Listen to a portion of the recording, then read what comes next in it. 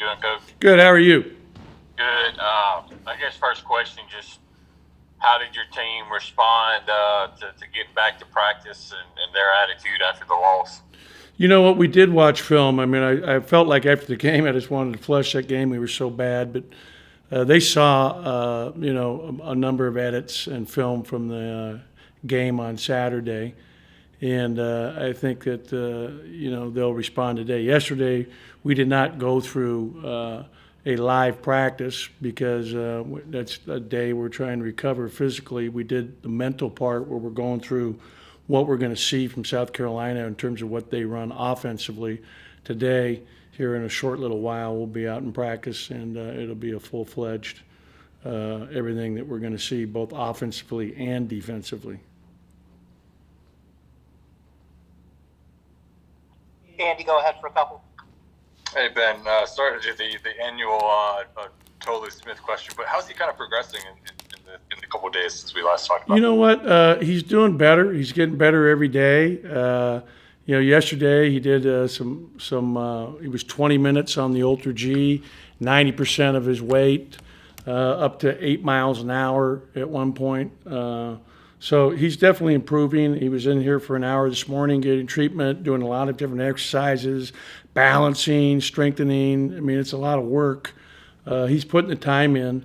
There's no way he's playing tomorrow, but we'll see, as it progresses. But he's definitely getting better, and he'll be back with us here. It's just a matter of how much longer, I don't know. when Texas Tech kind of limited Iverson in that second half, was it a case of him not being able to get into the lane as he usually does, or what kind of limited him to 3 points there? Yeah, when they broke the game open, I watched the game with the team, yesterday. I mean, it's 7 minutes ago, it's 19-15, in the first half. And then he had a couple bad turnovers that led to easy baskets, and that kind of is what broke it open. Should have never been at 15 at halftime. We kind of had things, again, give them credit. As I think back, to the game, I knew it coming in. We had just played Kentucky to an overtime game, so they were rip-roaring ready to, they had respect for us, and they came right at us and did a great job. And as I was talking earlier today with some of the national media, they're definitely one of the top 10 teams in the country. I think they're the best team in that league.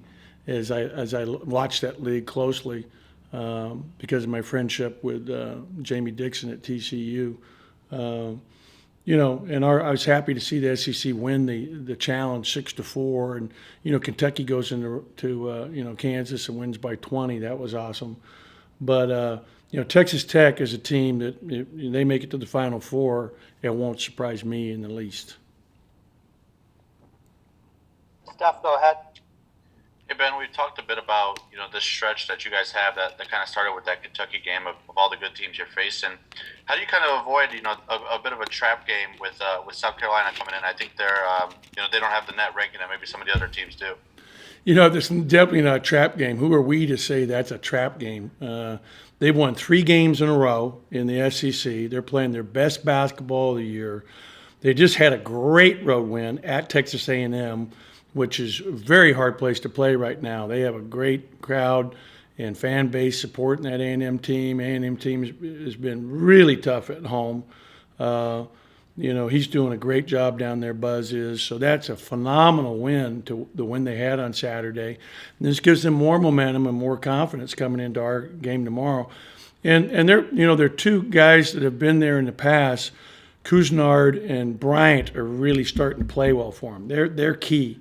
The last, 3 wins, those guys have both been huge parts to it. And then you add Stevenson and Reese, who are really shooting the ball well. They're 2 leading scorers and guys that play the most minutes. One was from North Texas State, who's a South Carolina kid, Reese, who played here in the Hump a year ago when we played North Texas State, and I knew he was a good player then.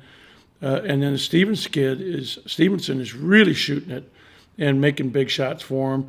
They play 10, 11 guys. They wear you down with their depth. They play very hard, physical, diving on the ball, taking charges, attacking the glass. This can be an all-out war tomorrow. So I'll make that very clear to our team what we're in for. We're going to have a very firm understanding that we're in for a fist fight war tomorrow, which is what you see every time you play a Frank Martin team. You mentioned Reese there. I think their last couple games he's had 19 and 20. He's shooting better than 50% from deep. I guess how do you kind of try to slow him down after he has gotten on a roll?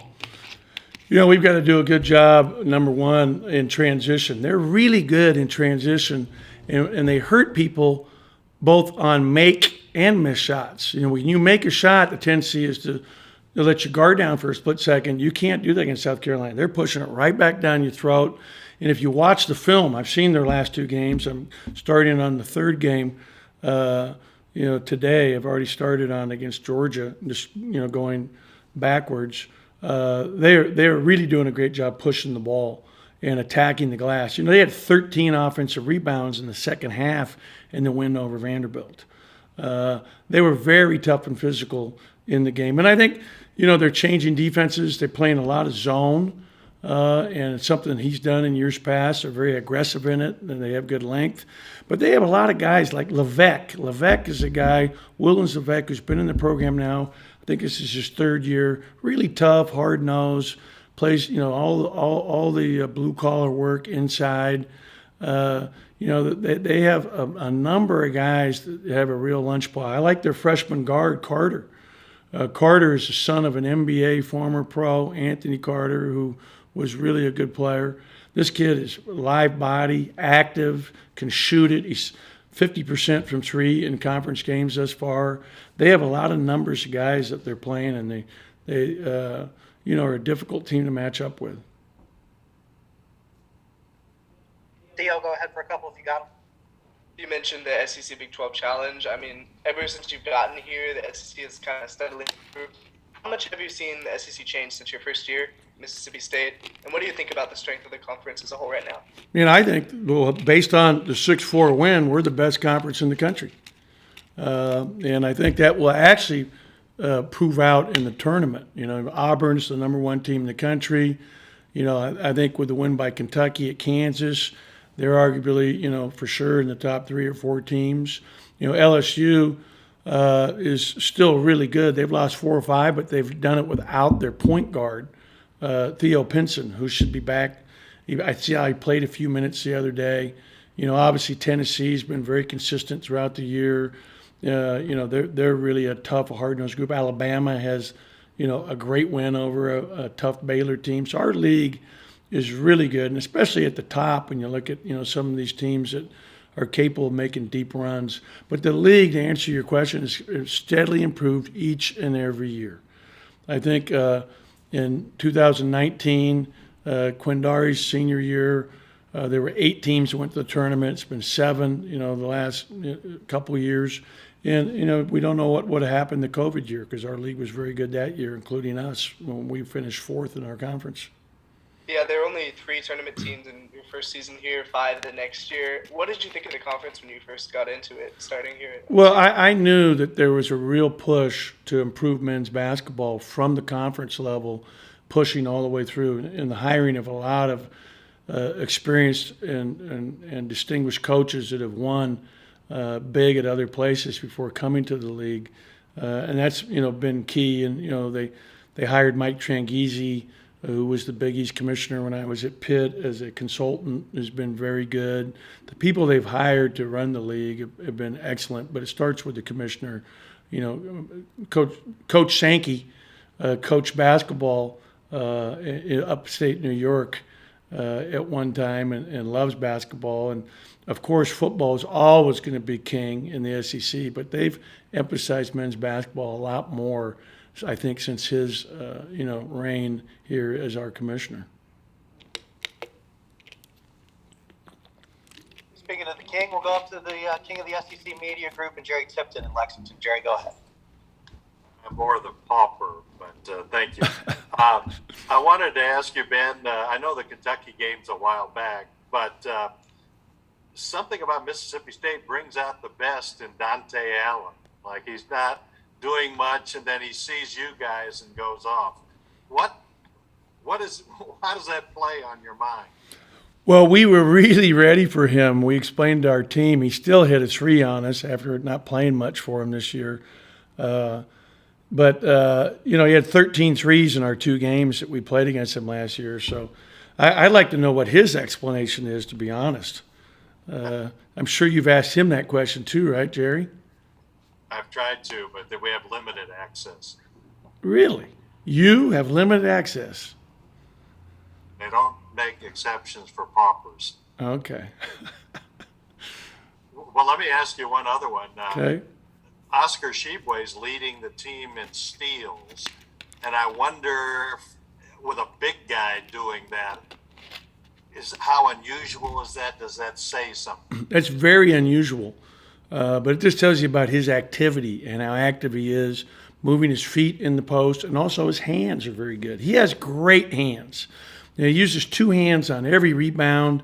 I mean, he's like a poster child for how to teach rebounding, blocking out, the physicality that he plays with. But he goes after every rebound with 2 hands, just how you want a player to do it. He is like a perfect example of what it means to be a great rebounder and how to do it. I wondered with the steals, I have it in my head that the ball doesn't go into the post as much as it used to in the olden days.